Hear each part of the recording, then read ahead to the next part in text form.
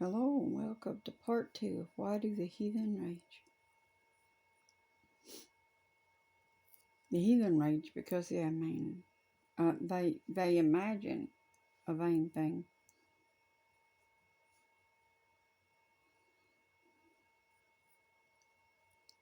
So what the heathen are doing right now, imagining a vain thing.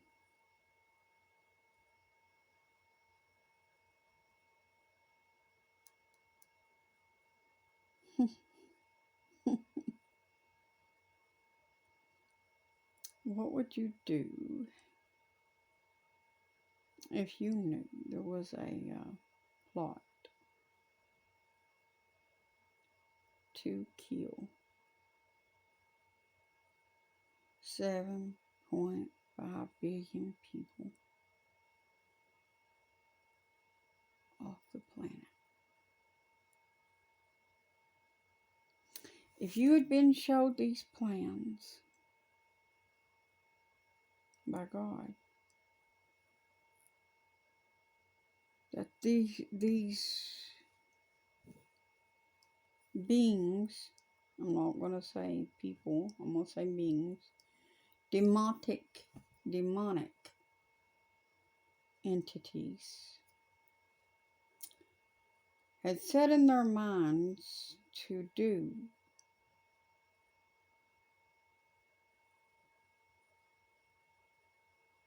what would you do?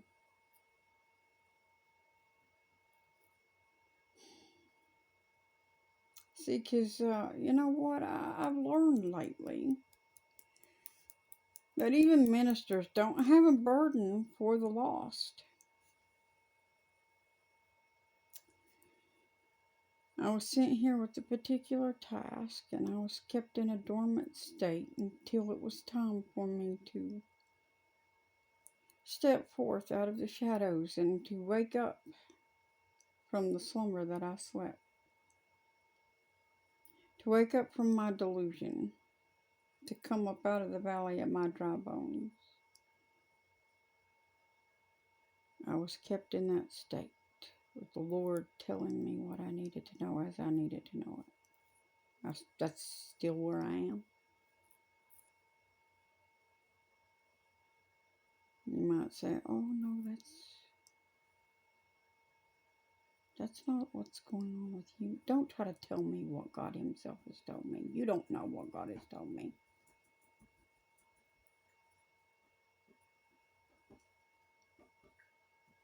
You can't know what God has told me, because a lot of it I wasn't allowed to share with anybody. And I carried it in my heart. Heavy as it was, hard as it has been to understand.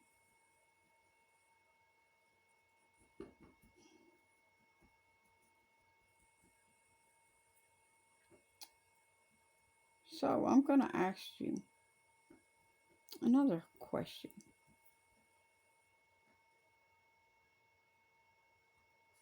See, my life was never this great big grand thing. People bullied me my whole life.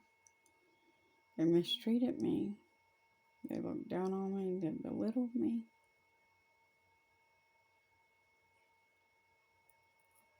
I was always at the bottom of the dog pile, you might say.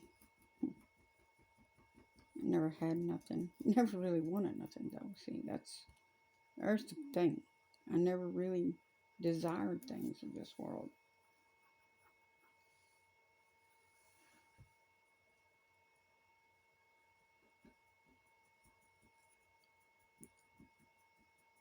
I always just wanted to please the Lord. But all my life, people told me, you can't do this for that reason, or you can't do this for that reason, or you can't do this for that reason. And then I grow up to be a great big squatty girl that is now woken up to learn that these people that was telling me you can't have not been doing themselves. So the reason they think I can't is because they won't, and they don't care what really is going on.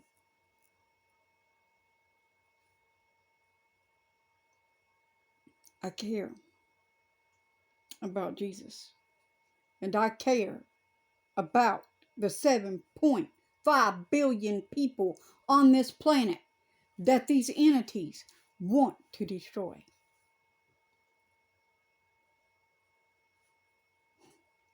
I have a burden in my soul for people.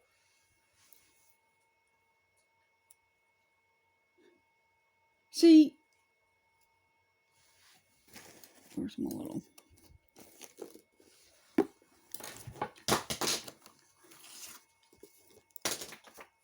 Yay. I'm just having all kinds of collapse. Worry about the house torn apart. But okay. There it there. There's your problem. And not just this one,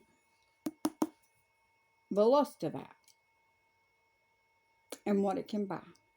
There's your problem. That's what your interest is in. You don't really care what's happening in the world, or around you. As long as you get what you want.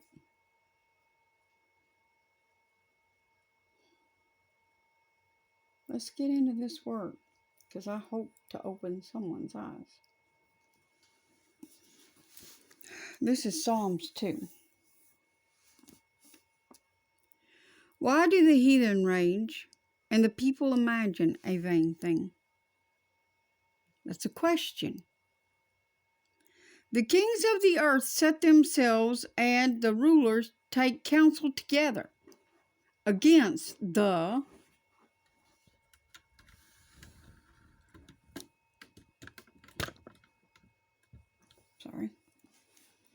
against the Lord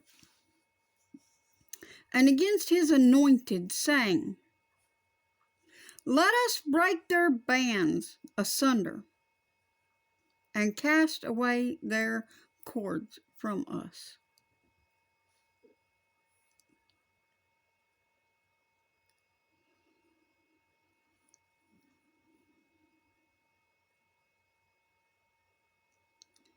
He that sitteth in the heavens shall laugh. The Lord shall have them in derision. Are you realizing what's going on here?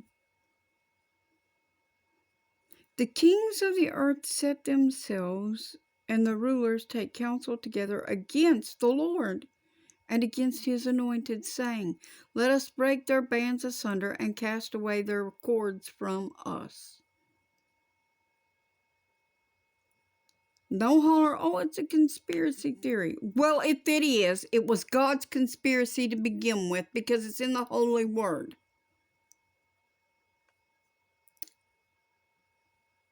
Now it's time you ministers woke up. You were called into the ministry to get ready for this war that's coming. What have you been doing? Certainly not sharpening your swords. Because you sitting there and you don't even know about this conspiracy to steal the kingdom of God and to take your inheritance away from you. You see, there was more to this study to show thyself approved stuff than you thought. Because right now you're sitting there in your little numb vision world, under your little delusion, thinking that all you have to worry about is what you're going to not be able to get for yourself. Your little side-by-sides, your little four-wheelers, your little ATVs or whatever.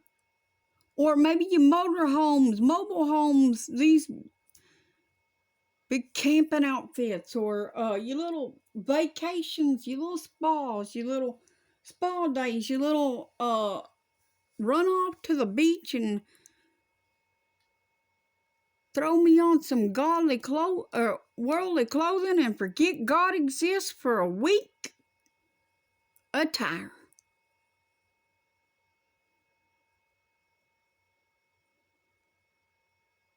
That's your problem. You forget God exists. Every day you forget He exists. And He never forgot about you.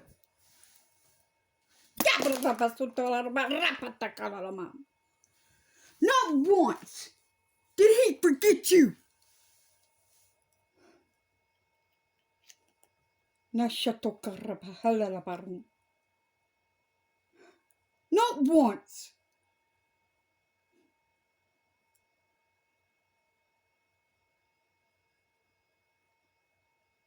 So today, as you're running off to your little work or whatever you're going to go do, to get your little gets and your little wants, how many times will you think about Him? How many times will you put Him first? Then you want to know why He doesn't put you first.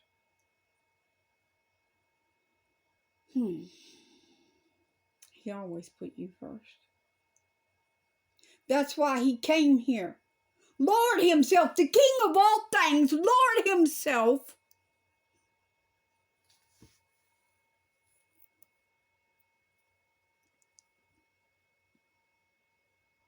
not just as a human, but as a servant, a carpenter, lowly, poor. He didn't come into this world as a ruler, already set up as a king. Now, why do you think He did that?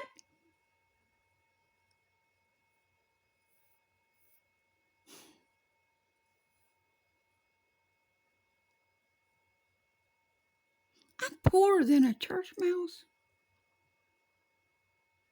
But that doesn't bug me. There's nothing wrong with being poor.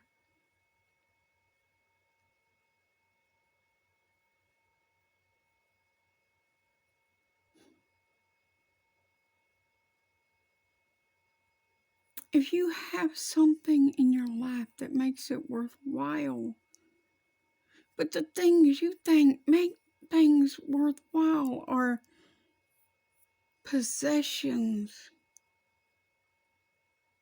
not people, not family, not love.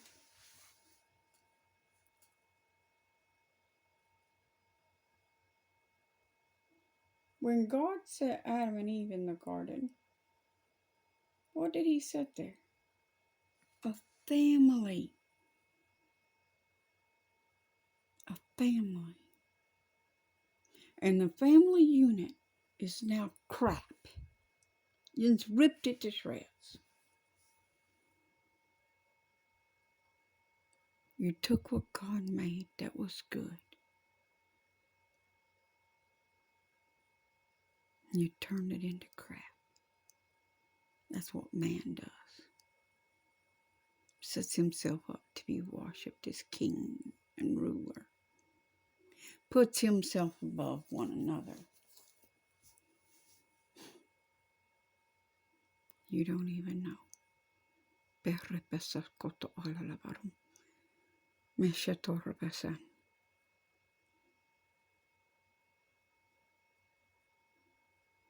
I will see you in part 3.